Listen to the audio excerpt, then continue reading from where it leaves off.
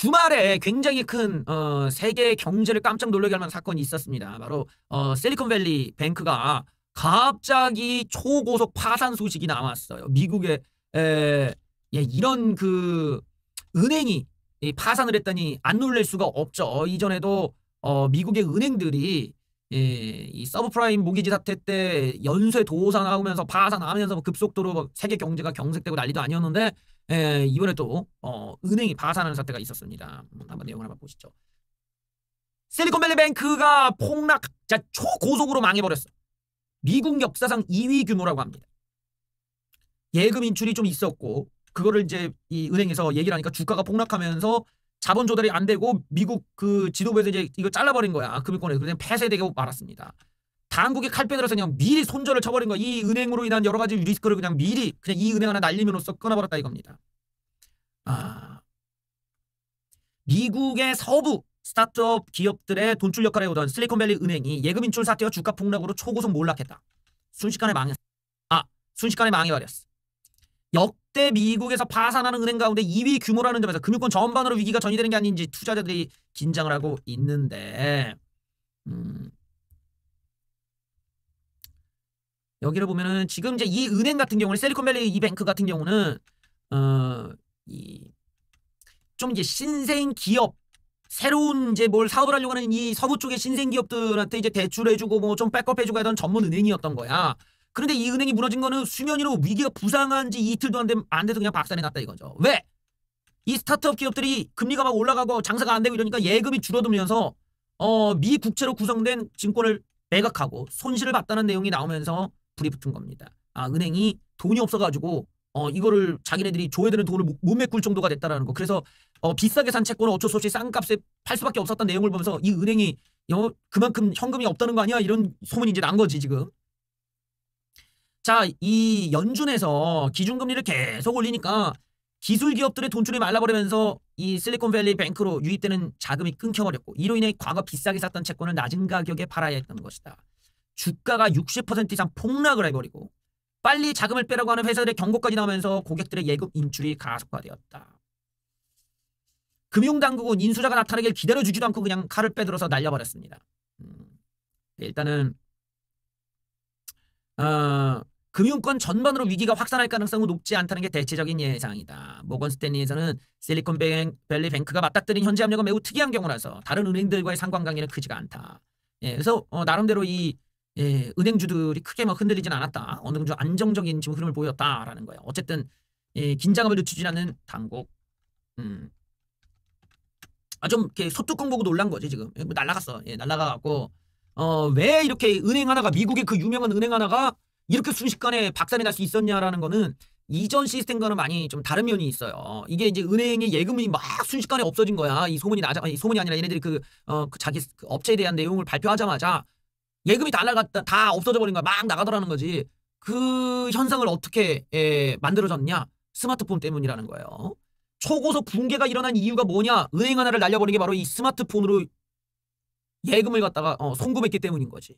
보통은 은행의 예전 같은 경우는 은행에 달려간단 말이야. 은행에 달려가고 문 열어라! 이러면 이제 은행에 샷다를 내려놓고서는 샷다 내려놓고 쌩 까는 거지. 그러면 막 문 열어라 이놈들아! 내 돈 내놔라! 이놈들아! 이러고 거기서 하면 이제 기자들이 그 카메라 찍고 막 아주머니 막 들어눕고 아이고야! 이러고 이제 거기서 또 뉴스 기자들 가가지고 여기 무슨 일 오셨어? 그러니까 내가 여기 내가 이자를 많이 준다고 해가지고 여기다 내가 모았는데 여기 내가 8,000원 넣었는데 이러고 이제 또 우는 분들 이런 그림들이 예전에 많았는데 지금은 은행에 안 가.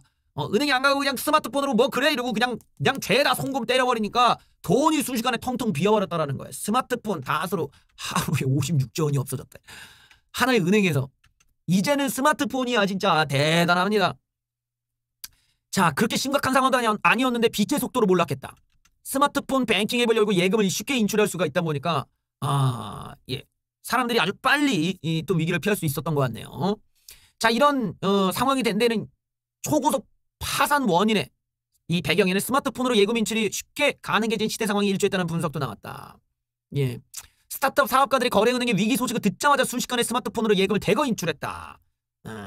그러면서 여기 보면 이 모 행사에 동료 창업자들이 모두 미친 듯이 스마트폰을 두드리는 모습을 봤는데 그게 바로 SBI BB. 예, 실리콘밸리 은행에서 회사 자금을 빼내려는 것이었다. 뱅크런이 실제로 벌어지고 있었다. 야, 무려 55조 원을 인출하려 시도했더라. 예금주들이. 그래요. 이런 현상을 보면은 우리도 여러분들도 이런 그 뉴스가 있을 때 바로바로 이제 기민하게 알기 위해서라도 미리미리 준비를 해놔야 돼요. 근데 이게 이제 액수가 5천만 원 미만, 5천만 원 미만도 그럴 것 같은데 이제 내가 알기로는 1,000만 원이었나, 5천만 원이었나, 하여튼 이게 억대로 넘어가거나 5천만 원 이상이 되면 이제 그 뭐야 OTP 카드 OTP가 필요하잖아요. 그거 이렇게 눌러가지고 비밀번호가 나오는 게 있어. 그런 이제 기계가. 그게 은행에서 이제 얻어내야 돼. 좀 고액 고객들은 우리나라는 좀 불편하게 돼 있지 그런 거니까.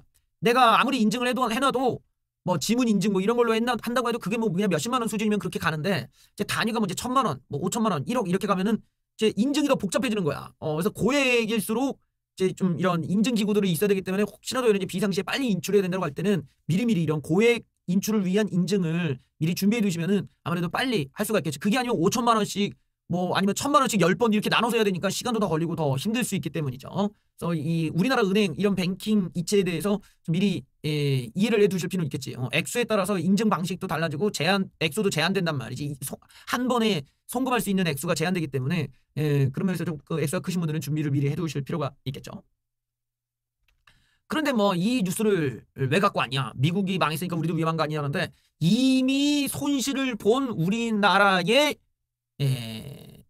기관이 있다? 어쩌면 좋아. 안 그래도 이쪽에 그 돈이 이거 제대로 집행이 안 될까봐 난리라는데 손실을 300억을 봤다는 얘기가 있어요. 하필이면 이 은행에 주식을 10만 주 보유한 국민연금 추정 손실만 60% 마이너스 60 한 방에 맞았어. 진짜 국민연금 대단하구만. 예. 국민연금이 탈탈 털리고 있네 그냥. 국민연금이 방금 파산했다고 하는 그 은행의 주식을 10만 주 이상 보유하다가 마이너스 60% 맞았다라는 추측이 지금 나오고 있습니다. 지금 이 그 실리콘밸리 뱅크는 거래가 정지된 상태. 자금 회수 가능성은 불투명하다. 그냥 한 방에 마이너스 64%가 급락했어. 그러니까 기본적으로 60% 이상이라는 거지 지금. 더 재밌는 거는 같은 우리나라의 기관이 또 다른 기관도 이 실리콘밸리 뱅크에 투자를 했는데 이 KIC라고 해서 이게 어디냐? 한국의 국부펀드 한국투자공사도 투자를 했지만 실리콘밸리 은행 파산 사태 직전에 주식을 매각을 해서 수익을 챙긴 곳도 있었다 이겁니다. 국민연금과 되게 대조가 되는 거죠. 예. 국민연금은 같은 주식을 추가로 매입해서 오히려 손실 규모가 커진 셈이어서 희비가 엇갈렸다. 참 문제구나. 예. 여기 한국투자공사 KIC는 이 실리콘밸리 뱅크 지분을 크게 예전에 늘리면서 1,000억 원까지 보유했으나 단계적으로 보유량을 줄여오면서 수익 차익을 챙겨왔다 이거예요. 반면에 국민연금은 계속 늘었다가 예. 이번에 파산 여파로 반토막이 났고 거래 정지 상태가 되니 지금 이 실리콘밸리 뱅크 주식에 대해서 거의 60% 이상 손실이겠구나라고 보는 거죠. 국민연금이 주가 하락기에 물타기에 나섰다가 원금 회수마저 불투명한 상황에 놓이게 되었다. 국민연금 측도 대응 방안이 어디서 쳐불렸는데 주식에 거의 지금 거래 정지된 주식에 뭐 대응 방안이 뭐 있어 그냥 멍하니 그냥 손가락 빨고 있는 거죠. 일단은 뭐 이게 막 불길이 번지는 이런 상황까지는 지금 아닌데 근데 이제 미국의 금리 인상에 대한 이제 우려는 할 수가 있겠죠. 왜냐하면 지금 뭐 나오는 얘기로는 미국의 또 다른 은행도 지금 나가는 인출금을 이렇게 그 돈이 없어가지고 지금 상당히 좀 어려운 상태에 있다라는 얘기가 좀 돌고 있어. 그러니까 저게 실리콘밸리 뱅크뿐만 아니라 또 다른 미국의 어떤 은행도 지금 날아갈 소지가 있다는 거야 며칠 내에. 그러다 보니까 이게 그냥 단순히 우리는 이제 미국이 이제 금리가 더 빨리 오르고 우리는 덜 오르니까 우리는 이제 뭐 달러 유출을 걱정하지만 그거 자체가 막 심각하게 이제 은행을 박살내거나 이제 그러기보다는 이제 환율에 영향을 주기 때문에 국민들 삶이라든가 경제에 영향을 주는 거지 은행이 파산이라는 거는 직접적 관계가 있다고 할 수가 있거든. 예전에는 은행이 우리나라가 IMF 때는 이제 다른 일본 은행이나 이런 데서 막 그런 채권들을 막 땡겨 왔다가 못 갚으니까 이제 그거를 달러로 갚다가 이제 펑 하고 터져버린 건데 지금 우리가 그 정도 그런 건 아니야. 근데 미국 같은 경우 이제 금리가 굉장히 높단 말이지. 그러니까 이거를 은행이 감당을 하려면 현금이 많았어야 되는데 지금 돈이 안 들어오더라는 거야. 기업들이 막 지금을 예금을 해줘야 되는데 예금을 안 해주니까 현금은 없고 나갈 돈은 많고 이걸 감당을 못하다 보니까 지금 이런 사태가 벌어졌는데 이게 꼭 실리콘밸리 뱅크뿐만 아니라 다른 뱅크들도 비슷한 문제일 수 있다는 거죠. 요런 대목에서 이번에는 이게 1차적으로 진화는 됐어. 아주 심하게 막 번져가고 이러보다는 아주 심각해질 뻔한 거를 이렇게 막긴 했는데 여전히 이제 어떤 휘발성은 아직 남아있는 거죠. 이게 불길이 빡 하고 번지면은 사람들이 결국 이 불안감 때문이라도 결국 돈을 자꾸 빼고 안전한 곳으로 옮기게 되는데 이게 은행을 이제 못 믿게 된다 이러면은 은행에 대한 불신은 결국 채권 쪽으로 몰릴 수가 있거든. 그러니까 요런 대목은 또 이게 좀 미국에선 금리를 올려갖고 뭔가 물가를 잡겠다라는 건데 이런 게 또 다른 리스크로 올라오는 거 아니냐 이런 걱정도 할 수가 있겠죠. 그러니까 미국이 지금 뭔가 의도하는 대로 가서 물가를 잡아내는 물가가 잡히지를 않아.